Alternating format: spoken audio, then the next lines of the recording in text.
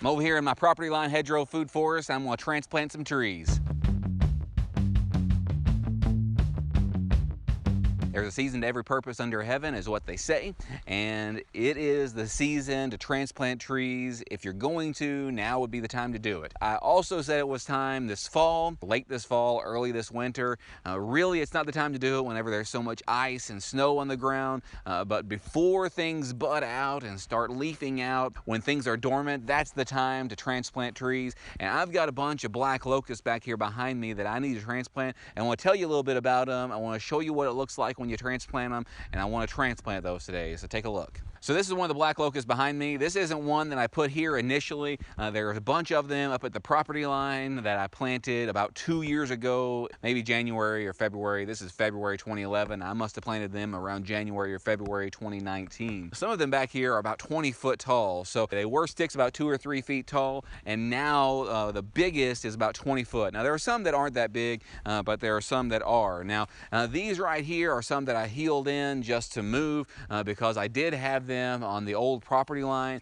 This property right here was about 73 acres, and we bought the property just east of us. Before I bought that, I put these right on the property line to kind of demarcate and delineate, but I needed to do something with them. I didn't want to just throw them away. I wanted to use them for something, and I didn't know what at that point, so I just healed them in right here, about 15 feet from the nanny berries. Here at the property line, I planted some pine just a few months ago. I already had some arbor vitae I planted about 2.5 years ago, the black locust 2 years ago, and then last year, about it's been almost exactly a year now, I planted some redbud, some mulberry, some nannyberry, and some redbud, mulberry, nannyberry, and wild plum. But I've got these here that I really don't want here. Most all of them are small enough that I can move, but I wanted to show you what it looks like and how to transplant these.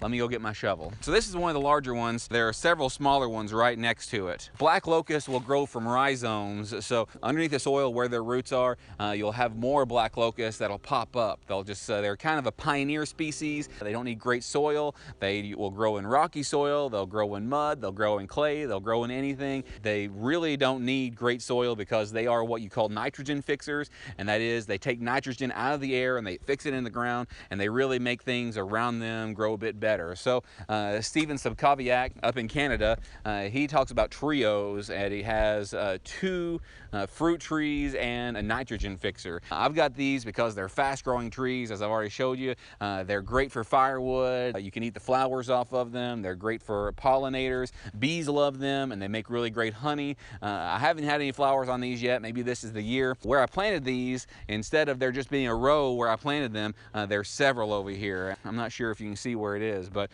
let's just dig this one up first. I'll tilt this down just a little bit so you can see better.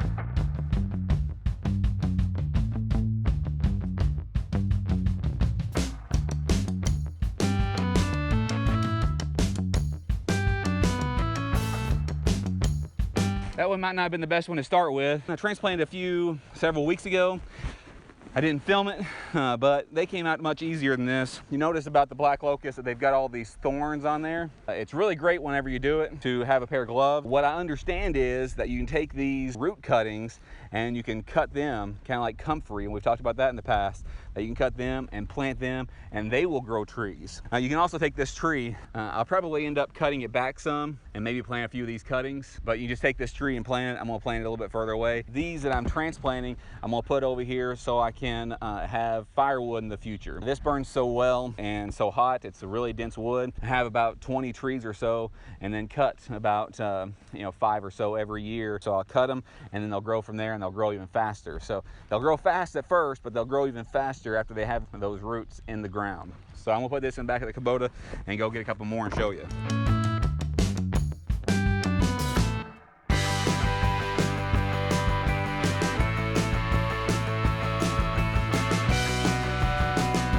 Okay, this one's much better. You see all those roots? Every one of those, if I want to plant as a root cutting, they'll come up. Take about 2 or 3 inches of one, and they'll grow up as another tree. But in order to grow this one, you see how it came over here like this, and it came up from the roots. But I'll cut it about right here, and then just put this in the ground.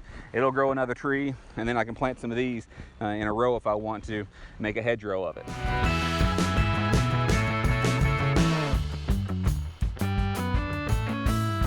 See, the same, look at all that root.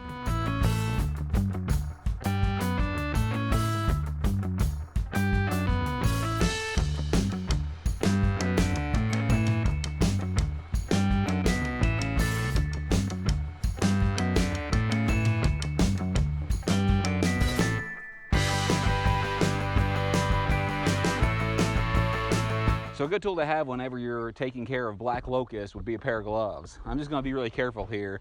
I have poked myself many times, not many times today yet. And what I'm going to do is I'm just going to cut some of these roots off of here, and this will be fine. That's more than enough roots to get this one going. I've got a bucket back here. I'm going to put these roots in. I'm also going to cut this tree back just a little bit because it doesn't need all this. And I'm going to try with this to put it in the ground. I'm not going to put any rooting hormone on there or anything. I'm just going to stick them in the ground and see if they do. We'll see this spring if they pop up, and if they do, then I'll do another video and I'll show you then. So I cut just a little bit off of this, and you see, that'll be perfect just like that. I'm going to do that with all of these, and I'm going to take them down here and plant them. Really, planting them, it's just the same as you do any. You dig a hole and you just put it in there. And again, these don't really need a whole lot of nutrition. Just stick them anywhere and leave them alone, and they'll do their thing. So we'll check back on them here in a couple months. And I probably won't do a special video for that. We'll just do another video. So if you want to see that, you need to make sure to subscribe and watch every video. We do a new video every Tuesday, Thursday, and Saturday, and a live stream on Sunday nights on YouTube at 8 p.m. Central Time. Thanks.